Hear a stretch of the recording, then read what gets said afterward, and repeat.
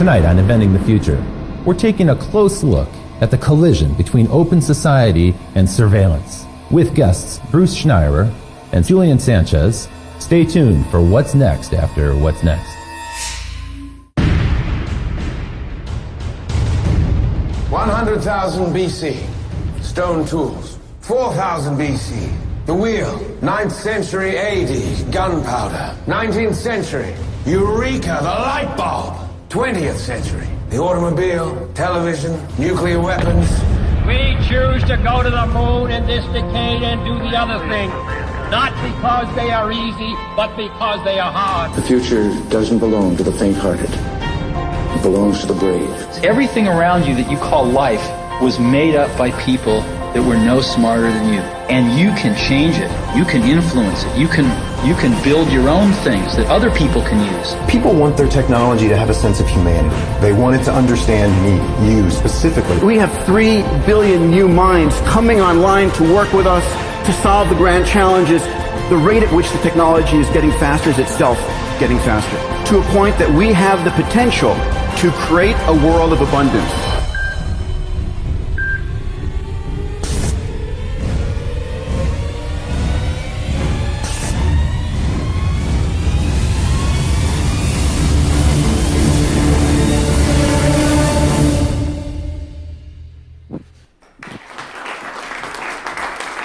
Thank you.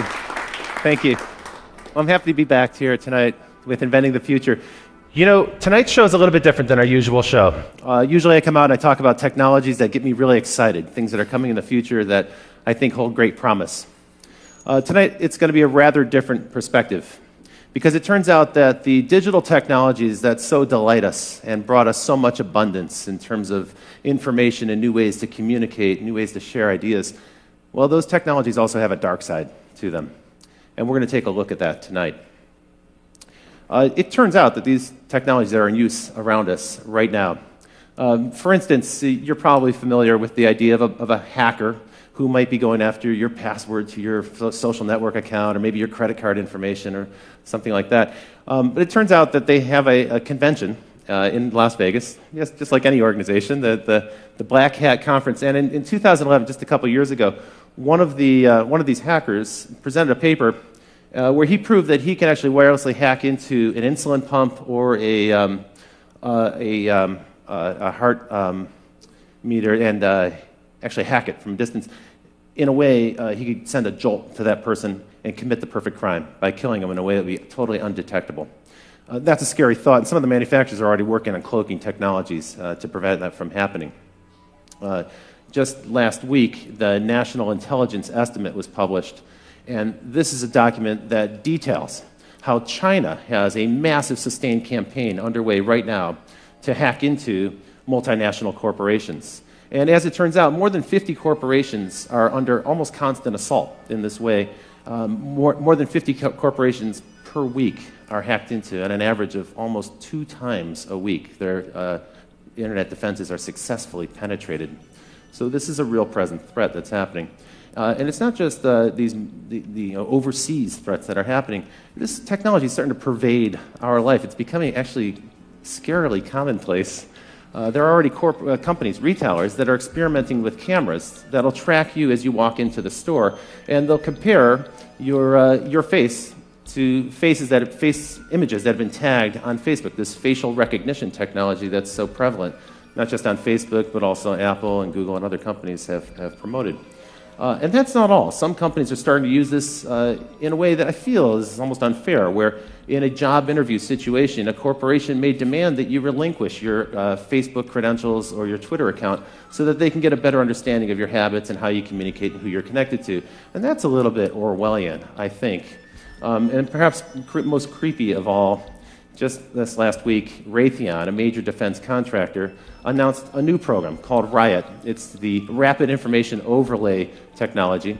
What this allows them to do is assess in massive scale people's behavior in social networks so that they can predict future behavior. And this starts to take on a kind of creepy sci-fi theme. Now, some people feel that privacy's over. Just a decade ago, the CEO of Sun Microsystems, Scott McNealy, said this. He said, "You have zero privacy anyway, so folks, get over it." That's the world that he envisioned. We want to hear from you. We'd like to know what you think about this issue.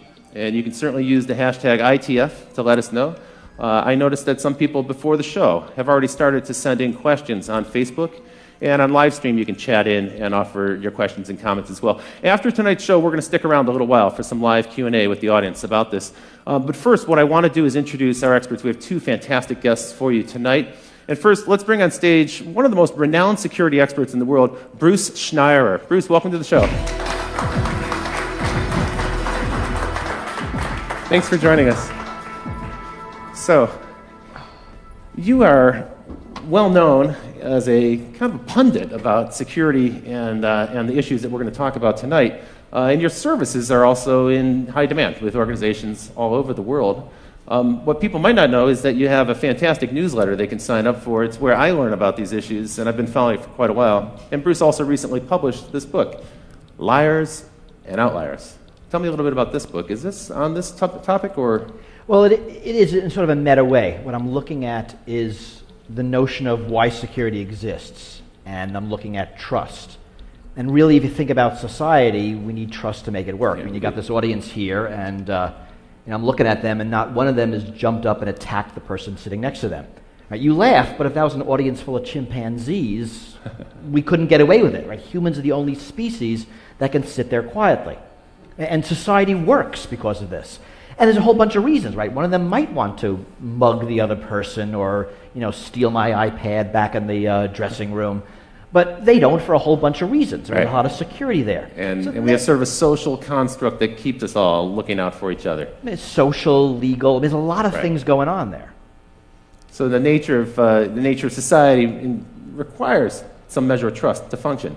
But in some respect, this might be getting undermined. For instance, this topic of hackers. It keeps coming up. People are very familiar with it. But from what I've read, you think it's kind of an overblown idea. Sometimes it's overhyped. Well, we do tend to overhype the criminal threats. And, it's really what makes headlines, what sells newspapers. We like to hype the attacks from China, cyber terrorism, cyber war. Basic cyber crime, stealing money, I think, is underreported. Okay, a lot more happens. Some people have said that accounts for almost 2/3 of all crime is now internet crime. I don't know if that number is accurate, but I've heard that. Yeah, it's really hard to count. It's hard to measure. That's right. There's certainly a lot of it. So we can't dismiss it. It's a real thing. But tonight we're going to cover a number of threats. I thought we'd start though with a funny idea here. So a hacker in Montana hacked into a local TV station, and he got into the emergency alert system there. And he sent out the message that the zombies are attacking right now. So sometimes it's malicious hacking, sometimes it's just for fun. It's like a prank, and we've seen many examples of that. One thing you might not know is the prevalence of this, how often this is happening. So for the audience, you might wonder what these four things have in question here in the picture on the screen. The New York Times, Twitter, the Bush family, and the U.S. Federal Reserve. Well, the answer is that last week, these guys were all subject to massive hacking intrusions. And so it's a wide range of targets. And this is going on so frequently. We hear about it so frequently, we kind of get numb to it. And it's interesting. It's a different people in each case. We believe New York Times was Chinese. The Bush family was, I think, politically motivated. Federal Reserve was the anonymous group, so it was some kind of political statement. Twitter, I don't know. Let's pretend it was a criminal. Right? You've got an array of different threats here. So the paranoia is justified a little bit when we hear about the hackers, but let's turn to another subject, which is these Chinese intrusions, because we heard so much, coming out of Davos, we heard so many companies grumble, complain, and in some ways they were a little bit ashamed to admit that they have this problem, kind of a growing problem, that they're being hacked constantly. And it seems to be true. I mean, everyone's pretty much hacked constantly all the time. There's a lot of hacking coming out of China, largely politically motivated. The attack against the New York Times, the attackers were looking for names of informants, right? A very political thing, presumably for government reprisal. We don't know if the attacks were done by the government, they were done by independent people working within China with nationalistic So we use ideals. the word China. We don't know. It sounds like it's the government. There's no way to prove that allegation. It actually is no way to prove it's China. One of the problems we have is you don't know where attacks are coming from.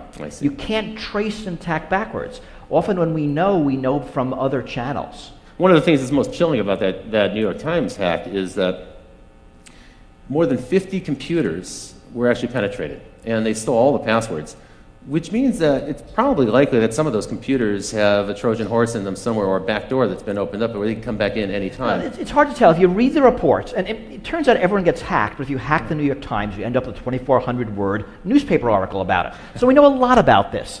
They say they caught it early. They let it go on for a couple of months to track exactly what was happening. They knew where all the back doors were, and they closed them. Were they perfect? We have no idea. They think they were, and they look like they did a good job. We don't know, but that certainly is a problem. The Wall Street Journal admitted they were hacked as well. The New York Times and Wall Street Journal, you know there are going to be others. Yeah, that's true. Some that might not have even realized it. And some companies couldn't really reveal that information. A newspaper can because that's news for them. Well, but it's also embarrassing. In a lot of cases, if you're a bank, if you're a big company, you admit this, your stock price might go down, you might lose customers. That's right. So yeah, customers worry, how safe is my data, how much can I rely on this partner? Now, some people characterize this as cyber warfare, and I've actually read where people say, we have a massive cyber war that's underway right now, and it's the US versus China, but other countries are involved as well. Iran, sometimes they mention Israel or France. How serious do you think this cyber war concept is? I think a cyber war is largely rhetoric. I mean, it's not war. We know what war looks like. Right. I mean, this is espionage. Yeah. It's not a military action that involves guns and bombs and people dying. The cyber war rhetoric, I actually think, is largely put in place in the U.S. by government corporations that are profiting from it. Right? The U.S. Cyber Command announced last month that they're expanding from 900 people to about 5,000 people. Oh, so if we bang the drum of war, we can kind of stir up people and get support for a massive expansion. Because you think about, we're really weird with war. We love to use the word war when there's no war. War on terror, war on crime, war on drugs. We love rhetorical wars. We hate using the word war when there's an actual war. We'll say anything else other than war.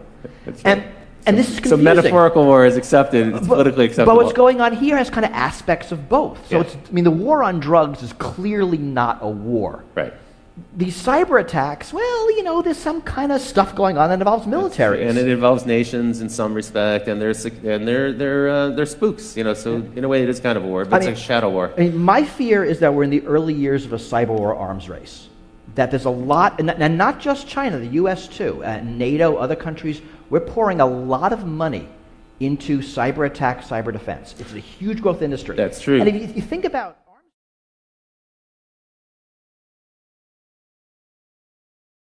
and the drumbeat gets louder every single day. You coined the term wholesale surveillance to describe the way governments are kind of hoovering up data, and in the U.S.'s case, it's frankly because of the massive expansion of Homeland Security after 9/11. Let's take a look at wholesale surveillance by the numbers. So the first number I'm going to show you is 300. This is the number of times a citizen of the United Kingdom is videotaped on average every single day as they pass through the UK. There are about 5 million CCTV cameras in the UK. It's the most heavily surveyed country in the world. 1/3. This number represents the percentage of U.S. Air Force craft that are autonomous drones. Most people are unaware that we have 7,500 drone aircraft in the U.S. Air Force right now, and that number is increasing rapidly. And by the way, the Air Force isn't the only government branch that has drone aircraft. We'll get into drones a bit more. But the number that struck me was 40. 40 is the number of attacks every single day by drones in Afghanistan. I was unaware of this until I started to put together the research for this show. So last year, on average, every day there were 40 drone attacks in Afghanistan. 76, this is the number of nations that are rapidly scrambling to get their own drone Air Force fleet. So soon the United States won't be the only country that has drone aircraft, and they're seeking to either develop the technology themselves or acquire it on the market. Now this big number, 878,000, that's a number of hours of audio that have been recorded in 2012 by the FBI in surveillance here in the United States. And this number, staggering 29 million electronic files that were gathered by the FBI last year in surveillance in the United States. So this is, in some respect, these numbers reflect the massive expansion of electronic surveillance that's happening right now. And to help us talk about this, let me introduce our next guest, who comes to us from Washington, D.C. Folks, it's Julian Sanchez from the Cato Institute. Hi, welcome to the show. Thanks for joining us. So Julian, you actually have been covering these topics on the web as part of your responsibility at the Cato Institute, but also as a journalist for some time. You're an expert in the subject of privacy and law and this electronic surveillance. As far as anyone can be. Okay, well, that's a rapidly evolving topic. One of the things we talked about earlier today, and we're getting ready, was the expansion really began after 9/11. We had kind of a state of emergency. And my observation is it's a permanent state of emergency. It doesn't seem like there's any end in sight. Well, that's right. It's not a conventional war where you beat the enemy and then they're gone. It's a war, in a sense, on a concept terror. And as long as there are angry young men somewhere who hate the United States, there'll be a justification for that threat. Right. As long as we keep lobbing in Predator drones with Tomahawk missiles, we'll probably create a whole new generation of terrorists who wish to... We don't seem to be running out. Yeah, that's right. Now, tell me a little bit about Homeland Security, which really it's a relatively new thing, but that's been the locus of this big government expansion. And what they really did was they combined a whole bunch of different government departments together under one mandate. Tell me a little bit about the growth of that and then some of the other organizations. Well, that's one part of it. The DHS gets a lot of attention. They're perhaps the most visible in the form of TSA, the people who are groping you as you get on a plane. It's really, though, I think, not the biggest expansion of the surveillance state since 9/11. The problem is that a lot of this stuff happens below the surface. It's hard to get numbers, frankly, about a lot of the activity that's going on. Ron Wyden, senator from Oregon, has been trying to get data from the National Security Agency about how many Americans they've got in their database, and they essentially refuse to provide even an estimate. They say they can't even provide a ballpark guess as to how many Americans are sitting in their database, and that's a database that is enormous because they're actually required them to build a multi-yottabyte data center in Utah to store the products of the 1.7 billion communications they're intercepting every day. A yottabyte, by the way, is about a quadrillion gigabytes. They don't actually have a higher unit than that. Crazy. So one thing that's happening, we talked about this earlier, is that the price of storage has dropped so much that we can now do something that's totally unprecedented, which is store everything. Right. So in the past, if you were going to do surveillance or wiretapping, you had to be kind of selective about it because there wasn't a way to record it easily. But now they can, and they can also do analysis later, after the fact, to find out if there was any evidence of a crime or even a pattern that might suggest illegal behavior. Well, I mean, this fundamentally changes how surveillance works. Right? We're used to how we see it on television, follow that car, right? That's surveillance. That's right. But now it's follow every car. And actually, it's follow every car all the time, and we can follow that car 6 months ago because we've saved the data. Right. So surveillance changes. And it's, in a lot of ways, it's not because of malice. Computers produce data. Right. I mean, whenever you use your credit card, your cell phone, your computer, data about what you're doing and where is produced. That's right. And as data storage drops to free, as data processing drops to free, it's easy to save it. Why not save it then? And so you have companies saving it, like a Facebook, a Google. They're saving it. Governments are saving it. They're trading data. Right. You know, Google provides data to governments when asked under certain rules. Sometimes under subpoena, sometimes not. Sometimes not, and often we don't know. I mean, last month, a bunch of human rights individuals asked politely Microsoft to tell them who they're letting spy on Skype video calls. Right, so we're asking nicely. Did they get an answer? We did not yet. This is one of the concerns. It's there's a growing world of surveillance. We know that a lot of it's happening. We know a lot of money's being spent. We don't know where, and we don't know what they're recording. And we often have no choice. I mean, I like to think, I don't like to think this, but it's sort of true that Google knows more about my interests than my wife does. Yeah. That's a little freaky. And they're able to predict better what you might do next because of the pattern. They can match your pattern against another cohort. And I've kind of never even met Google, let alone gone out of it. Here's a question from Twitter. And the question is, Minority Report, how long until we can predict when people will commit crimes? So how soon do you see that coming in the future? Well, I mean, what are we asking? How long before we can predict? Probably never. I mean, I don't think those are things we can predict. How long before we're going to start using the ability that we think we can predict? Well, we're doing it today. That's true. That's what the Raytheon Riot program That's what the no-fly list is. That's true. We predict that you are so dangerous that you're not allowed to fly for any reason, yet so innocent we can't arrest you. It's kind of a weird mixed bag of people. So those things are coming, and I think they're going to become more and more. I think as technology gets more dangerous, as the things a bad guy can do increase, I mean, think about bioprinters, Right. Think about homemade, all the things we're scared of, homemade nuclear weapons. Some of the topics we've covered on the show. As those things get scarier, the desire to stop someone before the fact. The only normal crime prevention is after the fact. Right? I'm going to let you murder somebody, the crime's gonna happen, and I'm just going to arrest you after the fact. Right. That only works if I can live with the murder rate. Right. But that's not going to work if you're able to print a pathogen that drops a species.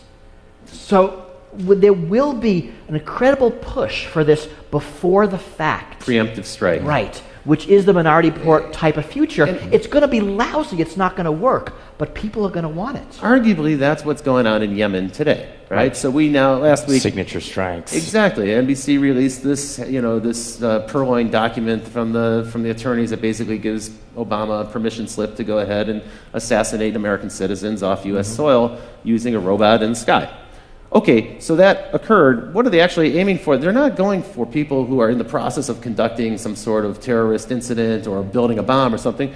They're targeting people who are at home. They're targeting people who are at a celebration, a wedding party or something. People who aren't actually doing anything necessarily criminal. It's the intent, the possibility, as you say, they're targeting them based on behavior and some measure of prediction. Well, so they're a moderately higher bar for American citizens. This is the strict standard, right? Is they have to be an imminent threat, and capture is infeasible, except imminent, it turns out, doesn't really mean imminent, because there doesn't have to be any kind of particular plot that they know is ongoing. So imminent means something other than imminent. And capture being infeasible means, I think basically it would be easier to kill them. Right, inconvenient, I think, rather than feasible. Now, if you had the bad taste to be born somewhere other than the United States, you don't even get that level of protection. Again, most of the drone strikes that are happening now are so-called signature strikes, meaning it's not there's a particular person who's targeted, but 5 20-year-old Arab males are congregated somewhere,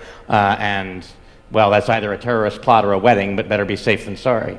Take him out. Tell me a little bit about total information awareness, this program that Admiral Poindexter proposed more than a decade ago, but I thought it went away, but it seems maybe it's coming back. Right, the problem there was that they had terrible branding. They called it Total Information Awareness, which sounds creepy, and then they had a logo that was like an eye in a pyramid with beams coming down at the earth, so this sounded terrifying. Bill Sapphire wrote a column, freaking out about it. Everyone was duly alarmed. Congress nominally killed it, but it ended up getting essentially fragmented into a bunch of different programs that were farmed out to parts of DHS or DARPA. I think the NSA's Pinwheel database is in some sense an offshoot of that. Pinwheel is, again, on this model, a kind of vast database that allows kind of Googling for communications. They've shifted from that kind of targeted model, get a warrant, have an individual wiretap their conversations, much more toward a model that involves, some people have called it sitting on the wire, suck in everything, and then after the fact, figure out the search parameters are interested, go through, pull stuff up. And that's concerning, I think, because, when J. Edgar Hoover ran the FBI and was abusing surveillance for political purposes, at least he had to target particular people. He's going to decide that Martin Luther King is going to be spied on, and then they're going to try and drive him to suicide. Now, this stuff is sitting in a database for 30 years. If they happen to sweep you up and then in 10 years you're running for Congress, someone can after the fact decide you're worth scrutinizing. It's even conceivable that behavior that's legal today could change in the future, and there'll be some record of it, and that could be embarrassing on the one hand, but it even might be that after the fact it's illegal.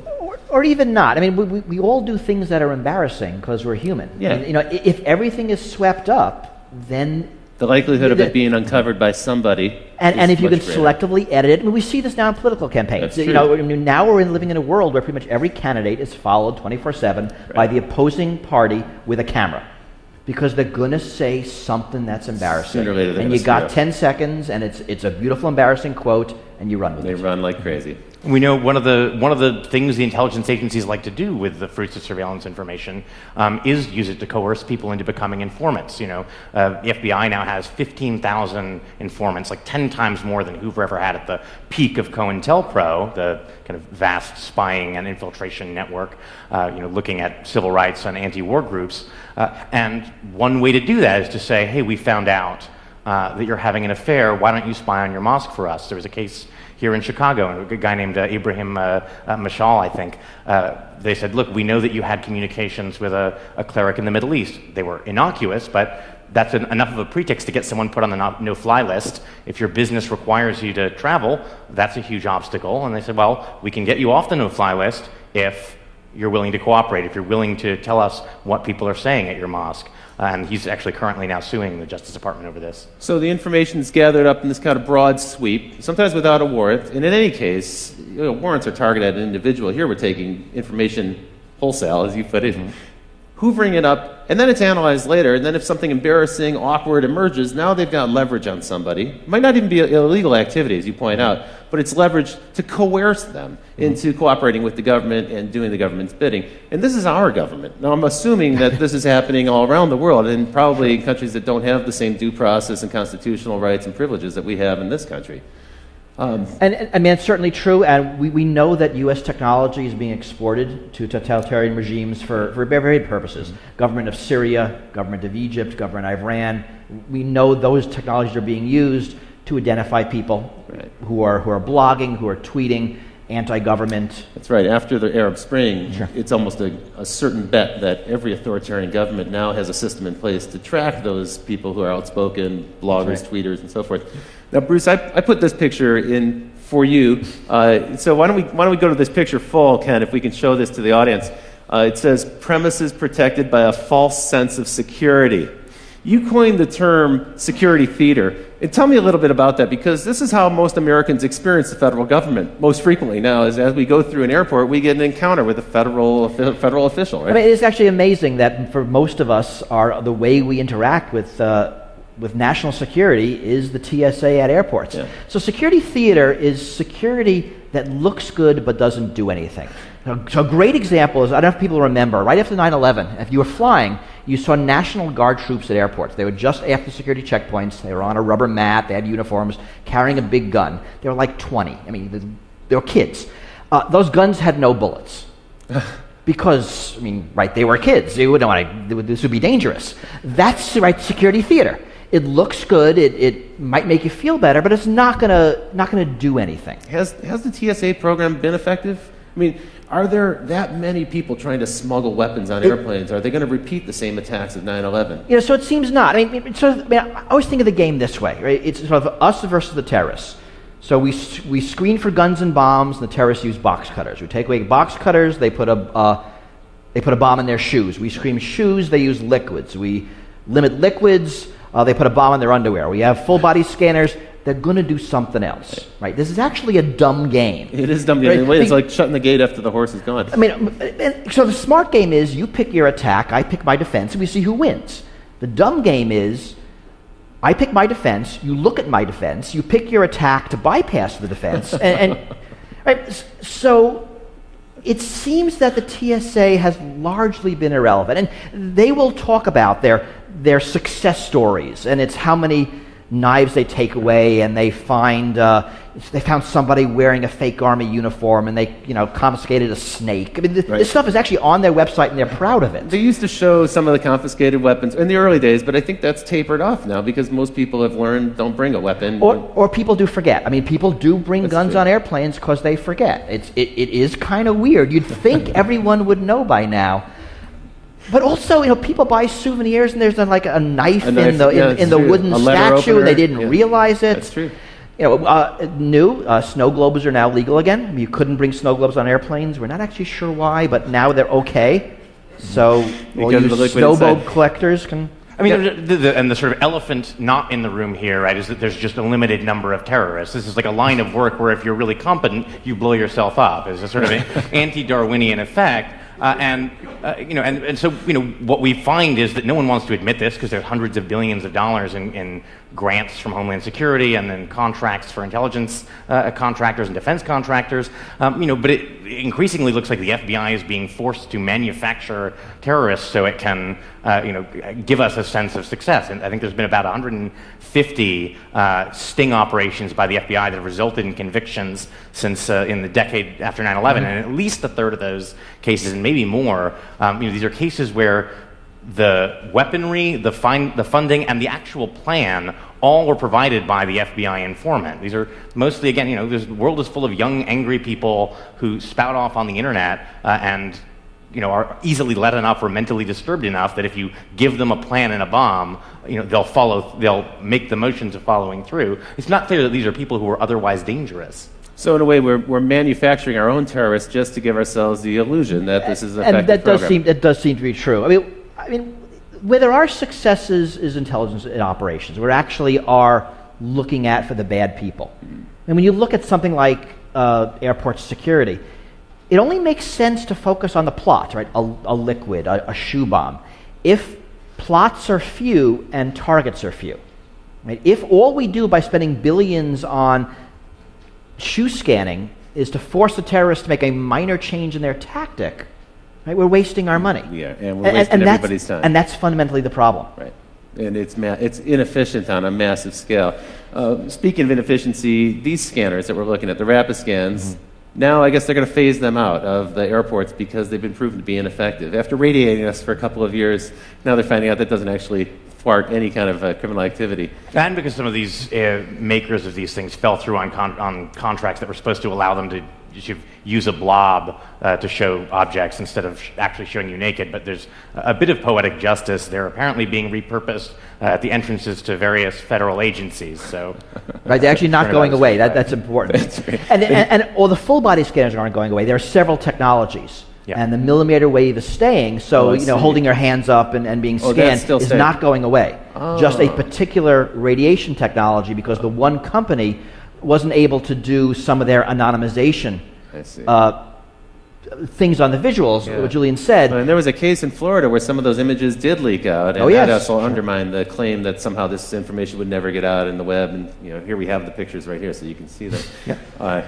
Well, now let's take us down to the local scale. And so, as it turns out, it isn't just our federal government that's out there combating terrorists or maybe other nations, we don't really know, in some shadowy cyber war.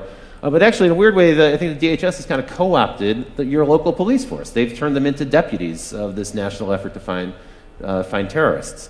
Talk a little bit about the spread of Homeland Security dollars to local police forces. Well, so I think we'll maybe get to fusion centers in more detail later, but there's lots of federal money out there. If you say you want to run a counterterror program, you may not have terrorists, but that's no reason to turn down the money. Right. So we find fusion centers, for example, something like $250 billion in grants that went out, supposedly for counterterror. A 2-year Senate investigation found that they never actually produced a single shred of actionable, useful intelligence about terrorism. It did end up buying a lot of Range Rovers for local sheriff's departments, plasma TVs so that they could display the Fusion Center calendar and watch cable news in San Diego. DHS has given out, I think, $50 million in grants for local police departments to photograph license plates. To your point earlier, in a wholesale level, not going after an individual car or doing it as they drive by on patrol, but they're setting up cameras now in different. I know in San Diego they're doing this on a massive scale. They're just routinely photographing the license plate of every car on the freeway that goes by. There's a lot of technology. It's license plates. It's all the CCTV cameras. You produce the UK number. We know better. There's cameras everywhere in the United States also. That's right. A lot of cities have them in intersections where they're automatically scooping up camera license plates. Again, that's being saved. The money's being used for other surveillance, for cell phone surveillance, for just collecting up lots of data. And we'll get into cell phones in a minute. But because it's data, it sloshes around. I mean, this is the fundamental problem. It doesn't matter who collects it. That's true. Once it's in the system, it goes into a fusion center, it goes into the NSA's computers, it goes into some marketing computer, and the data stays. And it's very hard to get rid of it. And now it's being used for all sorts of purposes. And we have no control over it, or really even any visibility into what data is collected. We don't know how it's being used or who's using it. We also don't know when it's going to come back to haunt us, because it may turn out a few years later something that you did was of interest to them, and they may have been tracking you for quite some time. You're probably taping this show. I'm sure we are. So there are billions at stake, and it's a rapidly growing business. We know now that the surveillance business itself, just that segment of it, is now something like a $5 billion business outside of government to private corporations. I thought it might be nice to take a look at the snooper market, take a look at all the devices, some of the devices that are on sale. For instance, the Watchhound, which allows police forces to listen to cell phone conversations the same way you might if you were using, say, a radio band scanner. So you can actually tune in to the cell phone conversations. You probably didn't think that people could hear you when you're talking to your cell phone. In fact, that's widely available. These are widely in use. The Stingray. Stingray, this is an interesting device. It can be mounted in a police van, and driven around a neighborhood.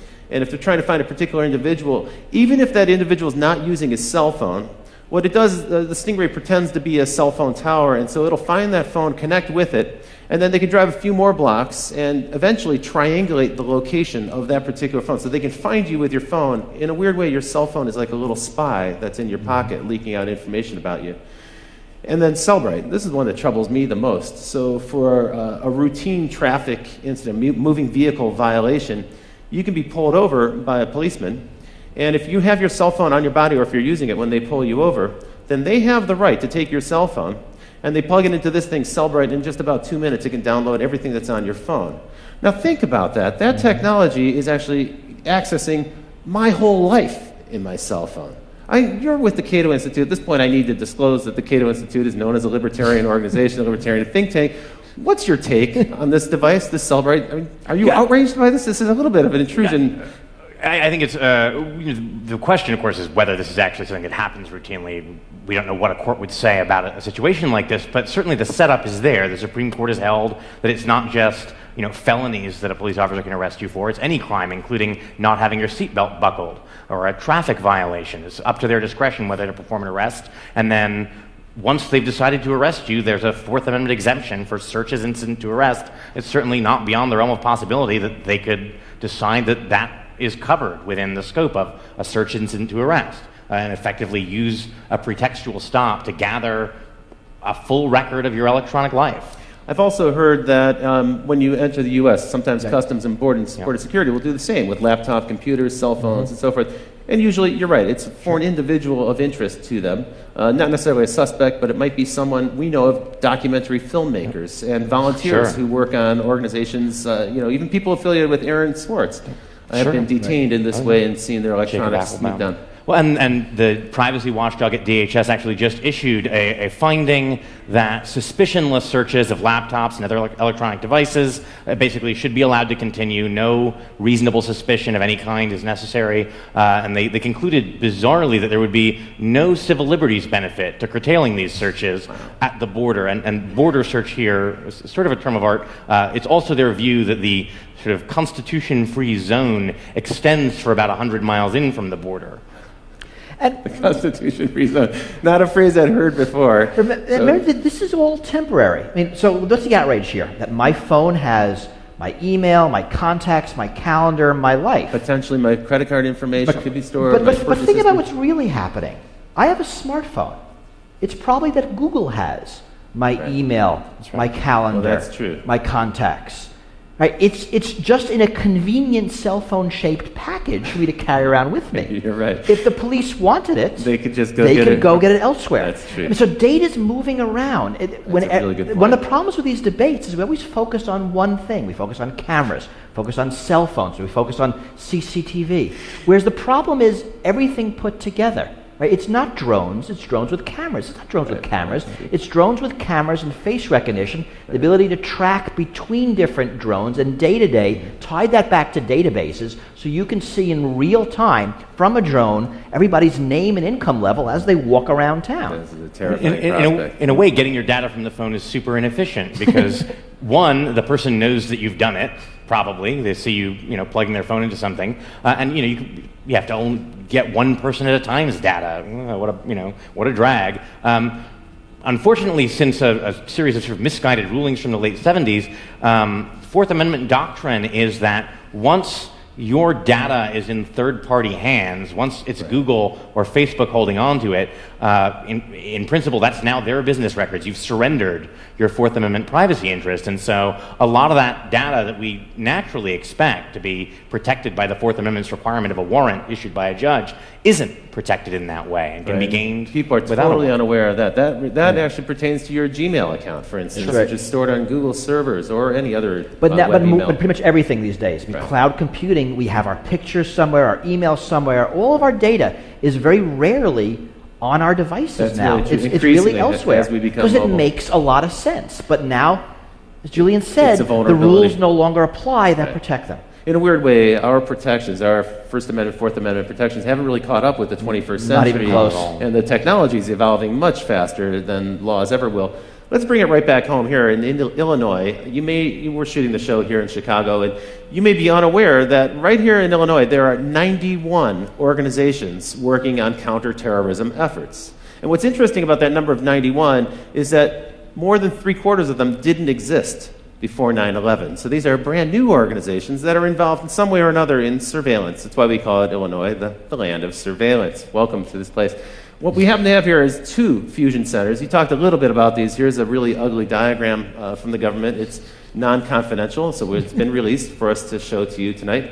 And tell me a little bit more about these fusion centers. In your view, they haven't been very effective. Right. Well, in the view of a bipartisan report that the Senate put out, despite years of being assured that these were a proven vital tool. The theory was you synthesize information from local law enforcement, lots of different agencies, bring that together with information at the federal level, information that various intelligence agencies have gathered, and this will give you a better window into incipient terrorist groups. Of course, right after 9/11, we assumed there had to be lots of other sleeper cells waiting to strike, and it seems to be that's not the case, and so you've got a lot of people looking for something that doesn't appear to be there. The sort of history of intelligence suggests that, unfortunately, the problem is if the thing that you are convinced is there isn't there, you just keep looking harder.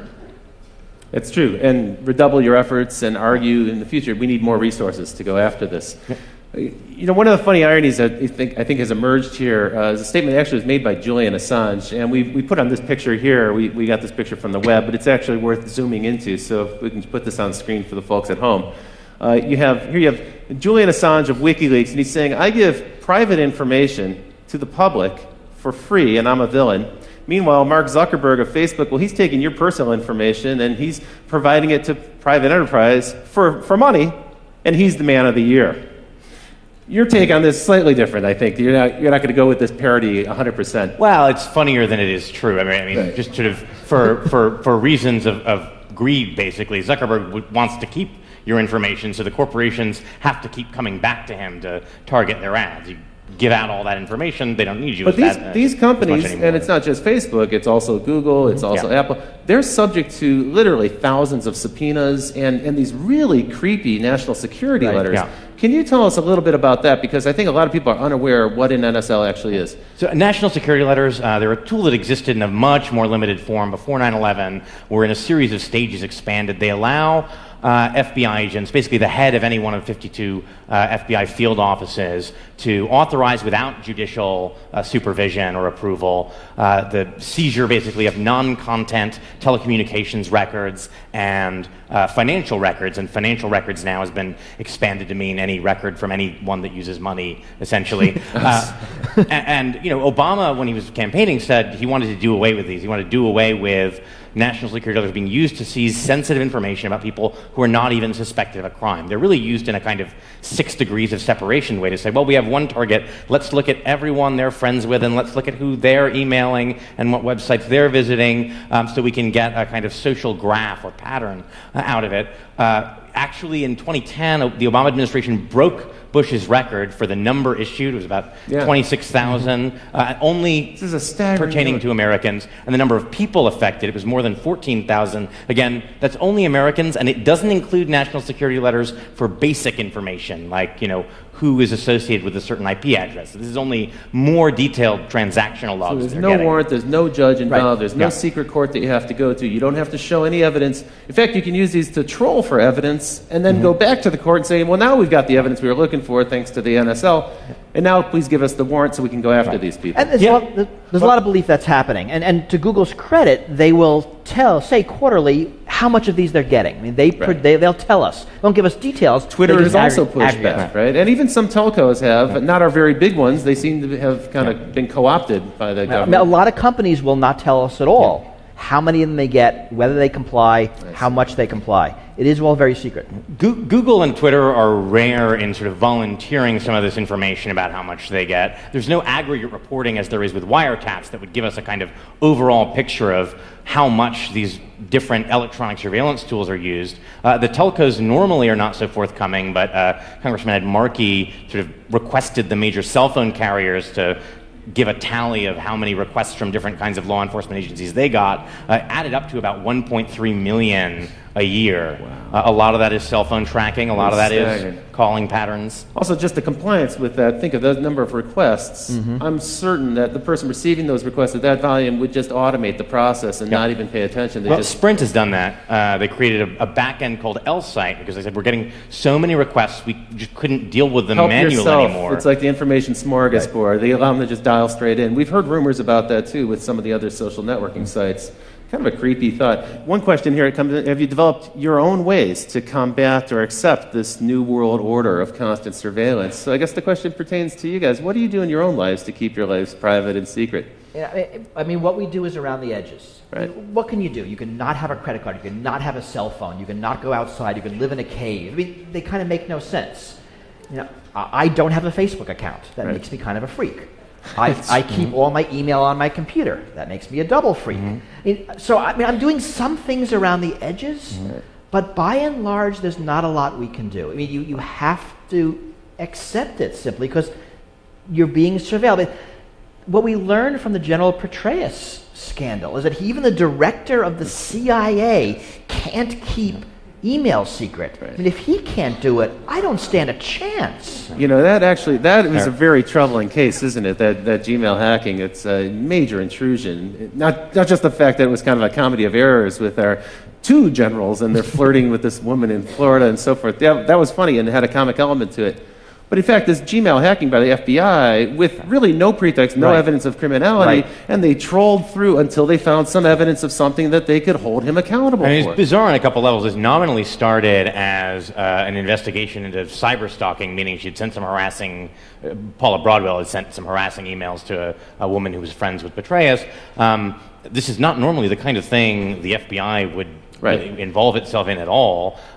Having tracked these emails back to Broadwell, because again, you're never private, she had used an anonymous Gmail account, but then logged in from the same IP address to her real Gmail account. Even if you're using stuff like something like Tor, usually the IP address is persistent over time. So if you log into anything that's connected to you within that window, you can be traced back again. They can link those two things. And then having figured out who sent the emails, if that was they decided, I think, ultimately that actually the emails didn't rise to the level of criminal harassment, but having identified who sent them, instead of then confronting Broadwell, they decided to do a fishing expedition through all of her email. And it's not clear what conceivable connection that had to the thing that they were supposed to be investigating. So at that point, the supervisors, when they found no evidence of criminality, they should have called the investigation off, and they didn't. That seems like a real breach. We'll probably hear more about that story. I need to move on. I'm loving the conversation, but we have to get into what's next. So in this show, we like to talk about what's now and what's next, and then what comes next. The next things we're going to talk about are drones, phones, and super cookies. And it gets creepier, folks. So check this out. Predator drone, you're familiar with these. They've been in use since 2001. There's one on display at the National Air and Science Museum, so they're already kind of a part of American history. Massive expansion to that program. But as Bruce mentioned just a minute ago, the scientists from DARPA has been experimenting with different ways to modify these. There's all sorts of new, weird versions of drones that'll be coming out in the near future. One of them is called Argus, and what they've done is they've taken 368 of those cell phone cameras, the 5 or 10 megapixel camera that's on your cell phone today, and they've assembled those into sort of a beach ball shape mounting, and they can put that at the front of one of these drones. And this Argus program then allows that drone to hover over a particular place and record everything that's happening on the ground. Now the device itself, the drone itself has literally millions of terabytes of storage on board, but they're also streaming that data out down to the ground. And so in real time, someone who's back in the base station can see an image kind of like this. It's a composite image of all those different eyes in the sky, and they can start to see what's happening on the ground. But what's even more troubling, because of the degree of accuracy in each of those cameras, is that they can zoom in. And they can actually today get to a level of detail that allows them to see from 14,000 feet in the air a 6-inch long object. They can also, using gait analysis technology, face recognition, some of the other technologies you mentioned, they can actually start to identify the people on the ground. Today, these technologies are being used in Afghanistan to fight the war there. Tomorrow, those drones will be in the United States. It seems to be a near certainty. More than 358 different law enforcement groups and counterterrorism groups in the United States have asked the FAA for permission to start to fly their own autonomous drone units, and we can expect those to be mounted with similar surveillance technology.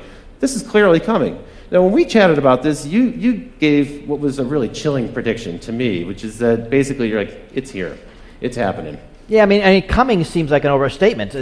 We used drones this week to hunt down that California cop killer who was holed up in his mountain hideout, right.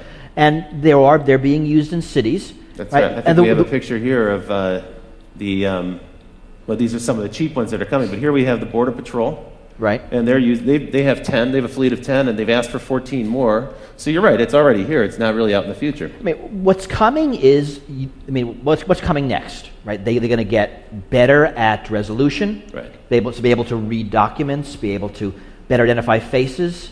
And once you identify faces, you have a lot of good public face databases. I mean, Facebook has a phenomenal database of tagged photos. Thanks to your friends who tagged you, you'll now be identified by the drone in the sky when you leave the house. Even if you're not on Facebook. I mean, it's not like you're their customer. Right? I don't have a Facebook account. There are tagged photos of me on Facebook. They have really a network of my friends there because they'll pull people's address books. So 5 years out, what do you expect to be the case? There'll be drones in every city. There will be. So my expectation is that there will be drones everywhere 24/7. I mean, it's not going to make sense for companies to fly their own drone fleets. There's going to be, Drones Over America Inc. And they'll have drones everywhere, and like Google Street View, it'll be drones sky view real time, and you just rent time on it. You get what you want. Like a backbone internet provider, you'll just lease capacity on the drone. Because that's surveillance for hire. But that's a smart way to do it. I mean, you have that now with satellites. So if you're a company that I'm making this up wants to sell lawn care products, you can get a map, you can overlay it with addresses, see who has crappy lawns, so you now can call them. So it's all the data being collected and overlaid with other data. So we can identify people, we can collect it, mark it with databases, we can integrate it with cell phone data, which, as you mentioned, is location data, and also data about who you're interacting with. And now, whether you're a government or a corporation, you can collect people who aren't your customers, for everybody, a lot of data about them, which allows you to market to them. That's true. And for commercial purposes, there's many good uses, right? Real estate, people want to understand where traffic patterns are going. Retailers want to see how much foot traffic and car traffic. There are weird uses, right? I mean, there's a lot being talked about now about personalized billboards, that a billboard will see you walk by. Now they can recognize your gender really quickly, and they can give you an ad that you might like better. Wow. But if they now know you by name, the same ad now follows you around town. That is... And then onto Facebook and onto Google, and it gets really weird. It sounds like science fiction. So for one of the things you're leading up to, you've already foreshadowed a little bit, is the combination of these eyes in the sky, and frankly, eyes everywhere. Every building will have cameras on and so forth. All that information now is going to be networked. Previously, the CCTV cameras weren't networked, but now they're networked. And we can cross-reference that with your location data. So your phone in your pocket, as I said earlier, it's a spy. It's really like little brother is watching you. You're carrying little brother around with you.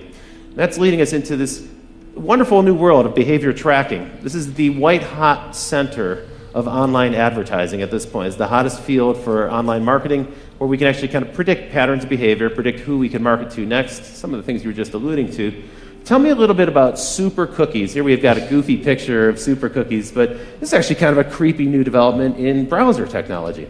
So the idea is that people have started to catch on. Some of them have. Right, it's actually not that new. Right, it's true. You clear out your cookies so you can't be tracked online. Yeah, we're familiar with that. You clear but it your turns cache, out there's a lot of cookies. other ways you can do that. There are plugins like Flash that allow separately data to be stored that can be used for tracking purposes. And there's stuff like browser fingerprinting. Your browser sends a lot of information about how your system is configured, and it turns out that very often that's enough to uniquely identify you, the sort of precise combination of different search system history, settings. the websites that you visit, and so on. Even things like the fonts on your computer. I mean, computers tend to have fingerprints that uniquely identify them.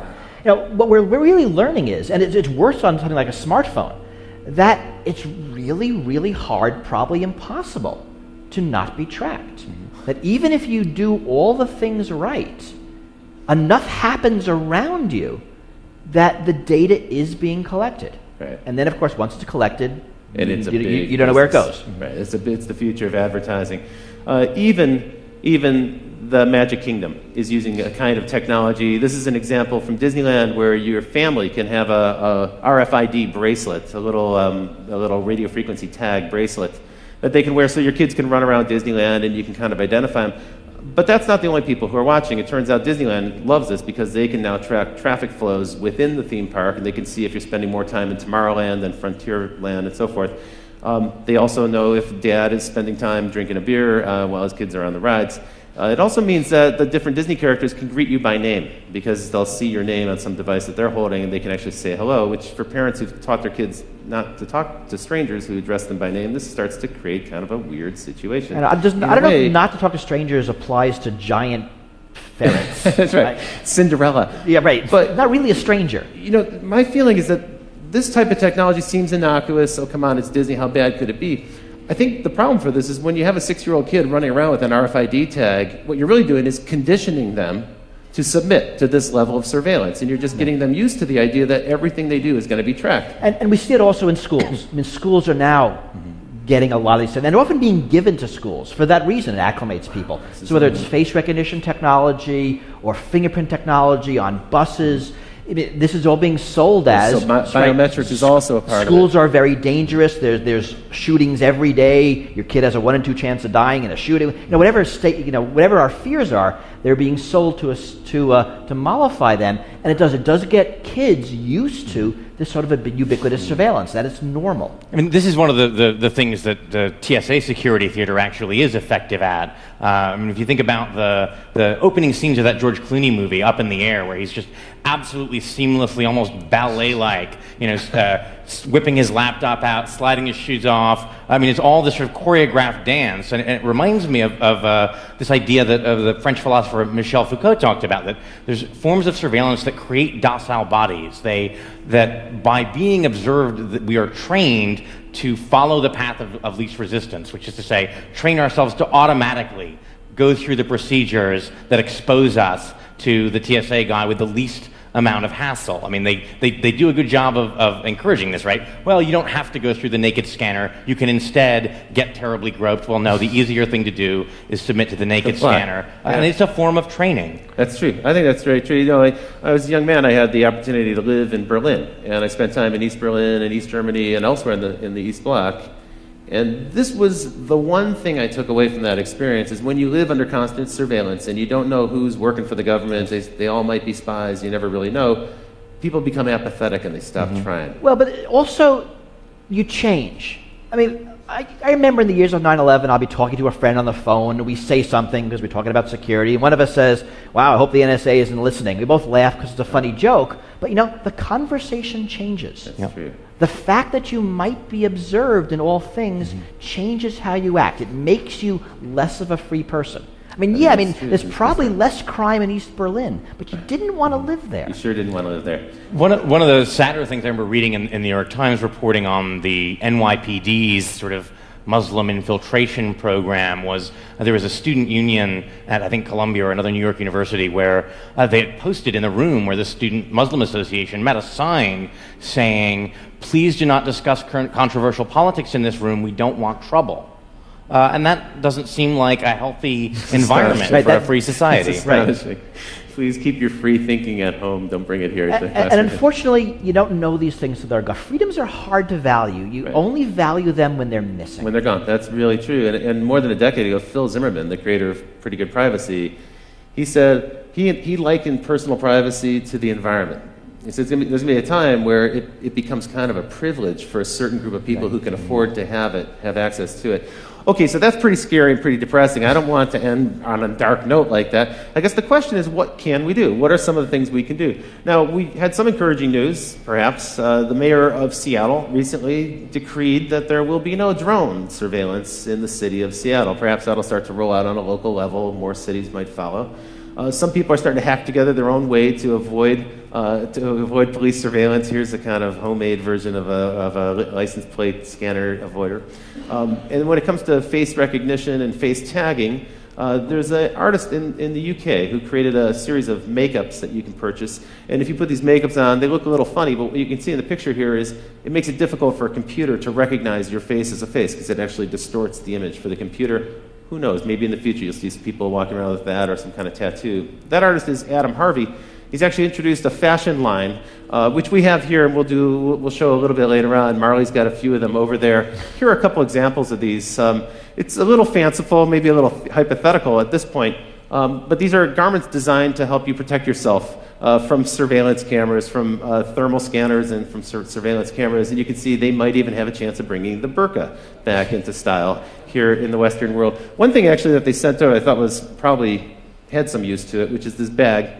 It's a little case for your cell phone, and when your cell phone is inside of it, it doesn't emit any signal, no signal can get in, nobody can track it. Well, because nobody can call you either. That's so true.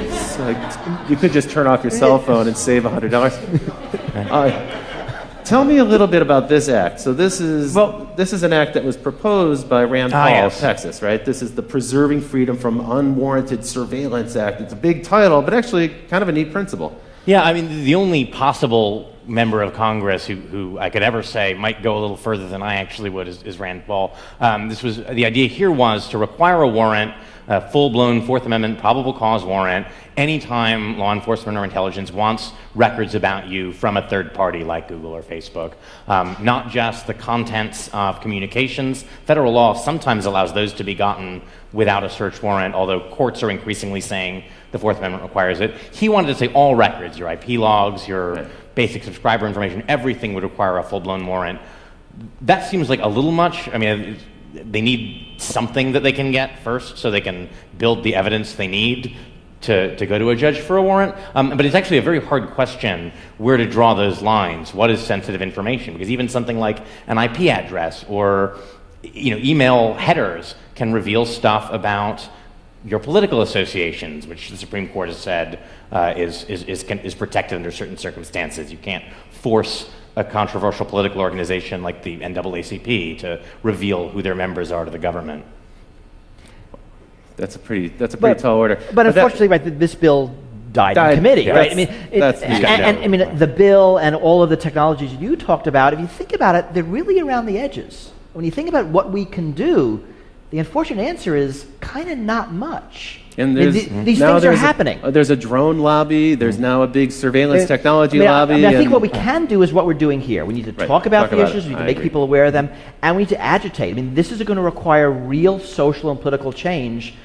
We're not up for it now. The hope is that we will be eventually. I quite agree with you. Note that the Paul bill was one of several that got shot down as the FISA Amendments Act, which empowers the NSA, was reauthorized. A lot of this stuff was a lot milder. So a proposal that the NSA has to make an estimate of how many Americans are being swept into its database, shot down. A proposal that before, if they're doing foreign collection and they sweep up Americans and they want to search for a particular American, they need a search warrant for that, shot down. It's sort of troubling how little will there is. Who's doing the shooting down? Who are these senators? Everybody is. Everybody. It's not anybody in particular. Bipartisanism is alive in Washington. When it comes to stopping legislation. Yes. The problem is there isn't the political. I mean, if you think about who won, you got to go against the police. You got to go against national security. You're going to go against corporate lobby. There's not a lot of power arrayed against these things, and that's why this is hard. It's a giant issue. Well, it's time for me to start to bring the show to a wind down now. We will have an open Q&A afterwards. I hope you'll stick around for that. But now it's time for me to talk about what's next after what's next. And folks, it's simple. You face a difficult choice ahead. We have to decide what kind of society we want to live in this country. A society where we can expect a reasonable degree of privacy, or a society where transparency is forced upon us without any possibility of resisting it. That's a decision we're going to have to make. We do have the ability to hold our elected representatives accountable. We do have the ability to speak up and object when corporations impose some transparency or on forced surveillance upon us that we don't wish to have. And we have the ability to speak up. So it is forums like these that give us the opportunity to have that kind of an exchange. Well, I want to thank you both. Bruce Schneier, thank you for joining me on the show tonight. Julian Sanchez of the Cato Institute, thank you.